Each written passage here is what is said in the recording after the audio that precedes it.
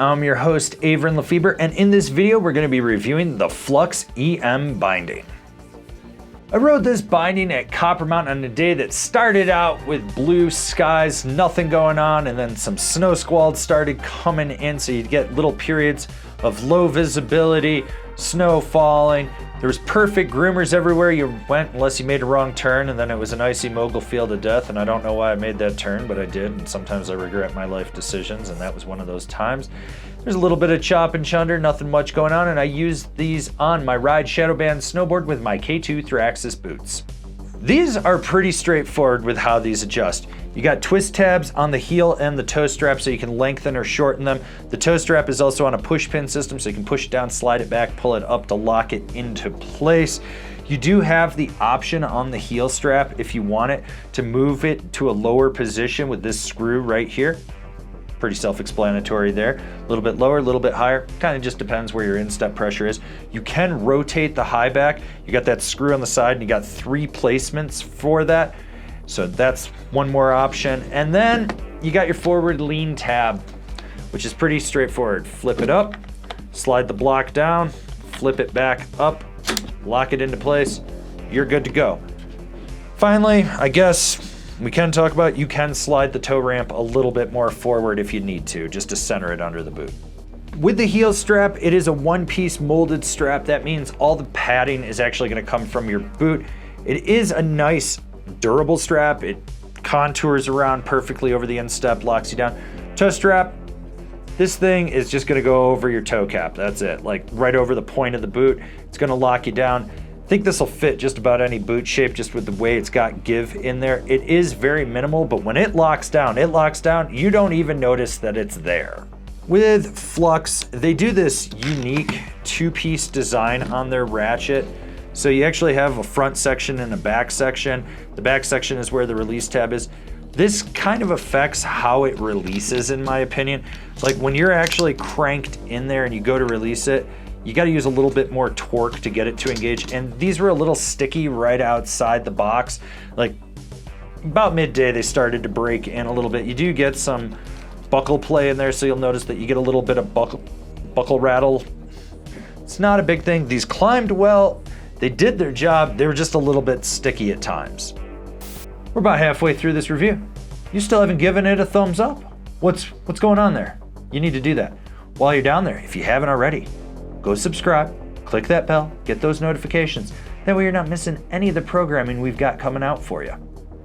This is a very, very soft high back. Like pretty much all the response comes from the forward lean adjuster down into the heel cup, but anything at the top, there's just a ton of give. So when you push back into it, you're really not gonna notice any rebound. It's there, it might cradle the back spine of the boot, but you're gonna push through it if you get a little too gnarly for your own good.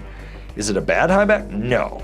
I kind of actually enjoyed it as the day went on. I was like, oh, this is kind of nice because you didn't really notice it was there. It gave you that power at the bottom where you want it. And then if you were like buttering or tweaking, you had give at the top.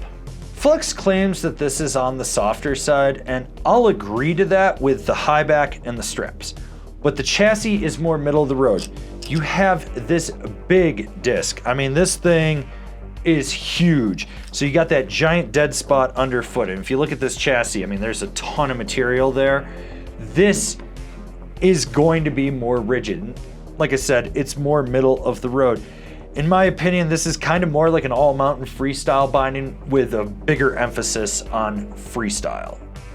These are moderately damp. Like the foot pad has foam on the top of it, so when you really like crank your bindings down, you're tightened in, you kind of feel that compress a little bit. You also have that bigger dead spot that I've talked about, so you're going to be able to just have that dampen. It's still a lively binding. I mean, you've got a ton of just plastic touching your board there, so you're not going to expect that to just dampen everything right from where it integrates to the board. It's going to be a little bit more lively feeling, and trust me, when I got in those mogul fields of death, I was feeling it. My lower back took a hammering that day. Rider in mind, this is a good binding for someone that's a progressing rider. They just need meat and potatoes that's going to get the job done, something that's not going to hold them back, they're not going to outgrow it. And that's where I think the EM really stands out. Like what we're doing over here? Want to support us further? Swing on over to Angry Snowboarder VIP and become a member. Sure, I could tell you more here, but I got a video over there that explains it so much better. Surprisingly, these were more damp than I thought they would be, and this is coming from years of riding past Flux bindings. That's one thing that Flux was notorious for, was that they were not damp. You were gonna feel everything. These are more damp than the previous ones I've been on. Compared to the XFs that I rode, they're not as damp, but that's okay. For the price point, I think this is a really solid binding, and it works well. It does what you need it to do. I like the fact that it's got meat and potatoes adjustments that are very straightforward. You look at it and you go, okay, that's what I need to do. This is a binding that you can kind of just go do everything with if you're progressing and not have to worry about it.